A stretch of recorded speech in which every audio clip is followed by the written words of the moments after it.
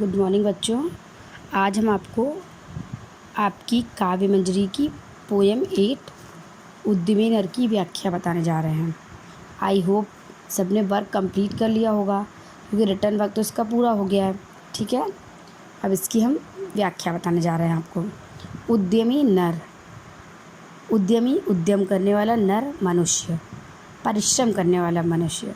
यानी इस पोएम में बताया गया है कि भाग्य से ज़्यादा महत्वपूर्ण मेहनत होती है, कर्म होता है। कुछ लोग भाग्य के भरोसे बैठे रहते हैं, लेकिन मेहनत ज़्यादा ताकतवर होता है, ज़्यादा शक्तिशाली होता है परिश्रम। ठीक है, तो परिश्रम के महत्व को इसमें बताया गया है। ये बोला कि जो लोग भाग्य के भरोसे बैठे रहते हैं तो उन्हें कुछ भी प्राप्त नहीं होता है, वो अपने आप को छलते हैं। इस संसार में उसी व्यक्ति को सब कुछ प्राप्त होता है जो मेहनत करता है। ठीक है, इसका पहला स्टैंजा आपका। इतना कुछ है भरा विभव का, कोश प्रकृति के भीतर, निज इच्छित सुख भोग सहज ही पा सकते नारी नर।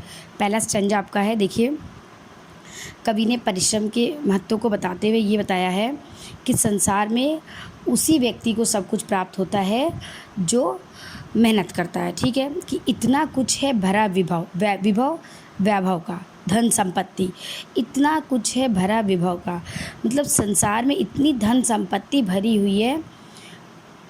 कोश, भंडार, संसार में धन संपत्ति का इतना भंडार प्रकृति के भीतर भरा हुआ है। प्रकृति के भीतर धन संपत्ति का इतना भंडार है कि अगर मनुष्य चाहे तो निज इच्छित अपनी इच्छा के अनुसार, निज अपनी इच्छित इच्छा के अनुसार सुख भोग सकता है। सहज ही पा सकते नारी नर, यानी कि मनुष्य मेहनत करके, अपनी इच्छा अनुसार मेहनत करके सहज, बहुत आसान तरीके से सब सुख सुविधाओं को प्राप्त कर सकता है। यानी संसार के भीतर, प्रकृति के भीतर, प्रकृति के भीतर धन संपत्ति का इतना भंडार भरा हुआ है कि अगर मनुष्य चाहे तो अपनी इच्छा अनुसार मेहनत करके उसका सुख भोग सकता है। सब हो सकते तुष्ट, कोई मारामारी नहीं होगी, कोई छीना झपटी नहीं होगी, कोई किसी के अधिकारों को नहीं छीनेगा। जो जितनी मेहनत करेगा उसको उतना मिलेगा। तो सब हो सकते तुष्ट, सब एक समान संतुष्ट हो सकते, क्योंकि अथाह भंडार, प्रकृति में अथाह भंडार भरा हुआ है धन संपत्ति का। अगर मेहनत करें तो सब प्राप्त कर सकते हैं और सब एक बराबर संतुष्ट हो सकते हैं, एक साथ सब सुख पा सकते हैं, सब एक समान सुख पा सकते हैं। ठीक है, और अगर चाहें तो पल में धरती को स्वर्ग बना सकते हैं, और अगर चाहें तो एक पल में, यानी कि अपनी मेहनत से अपनी इच्छा अनुसार सुख भोग सकते हैं, सुख के साधन को प्राप्त कर सकते हैं, और एक पल में धरती को स्वर्ग बना सकते हैं। स्वर्ग की विशेषता होती है कि वहाँ पे कभी नहीं सुना होगा कि कोई देवता किसी चीज़ के लिए लड़ता है, जिसका जो मन होता है वहाँ पे उस सुख का भोग करता है, कोई किसी के लिए कुछ लड़ता नहीं है।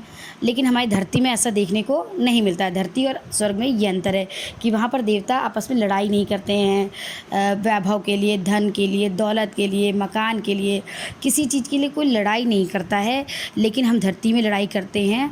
पर अगर हम चाहें तो अपनी मेहनत के द्वारा, अपनी मेहनत से धरती में जो भी सुख सुविधाएँ हैं, उन सुख सुविधाओं को हम प्राप्त कर सकते हैं और धरती को स्वर्ग के समान सुंदर बना सकते हैं। ठीक है, शॉर्ट में कवि ने परिश्रम के महत्व को बताया है कि कवि कहते हैं कि प्रकृति के अंदर धन संपत्ति का एक बहुत बड़ा भंडार छुपा हुआ है।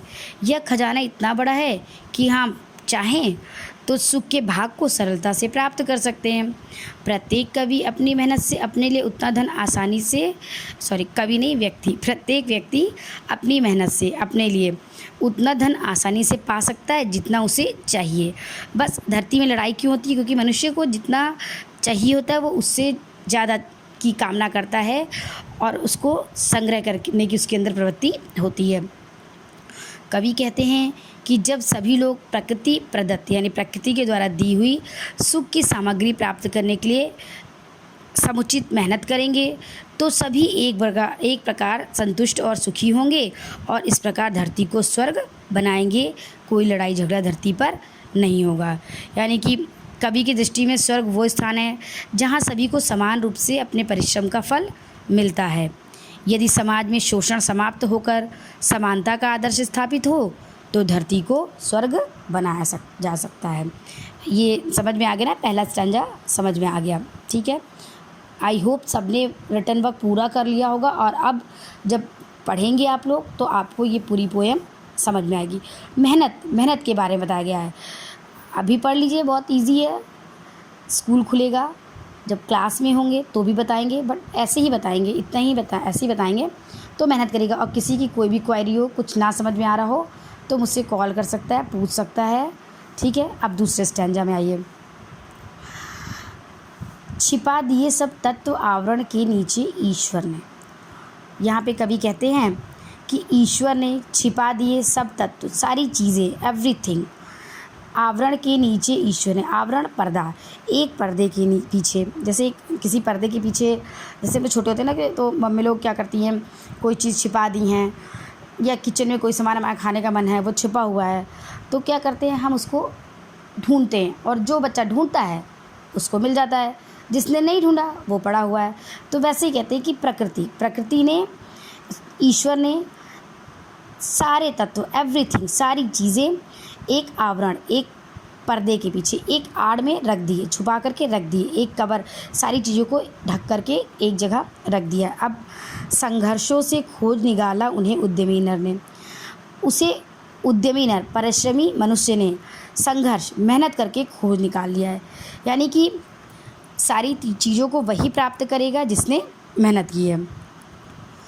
मतलब कवि कहते हैं कि ईश्वर ने सभी पदार्थ पर्दे के नीचे छिपा दिए हैं, अर्थात वे सारे पदार्थ हमें ऐसे ही प्राप्त नहीं हो जाएंगे, उसके लिए हमको मेहनत करनी पड़ती है, और जो व्यक्ति मेहनत नहीं करता है उसे वो चीज़ नहीं मिलती है। कवि कहते हैं कि उद्यमी नर ने संघर्ष कर उन छिपे तत्वों को खोज निकाला है, ठीक। अकर्मण्य, आलसी लोगों ने नहीं पाया, जबकि उद्यमी मनुष्य ने प्राप्त कर लिया। आगे कवि कहते हैं, ब्रह्मा से कुछ लिखा भाग्य में मनुज नहीं लाया है। ब्रह्मा,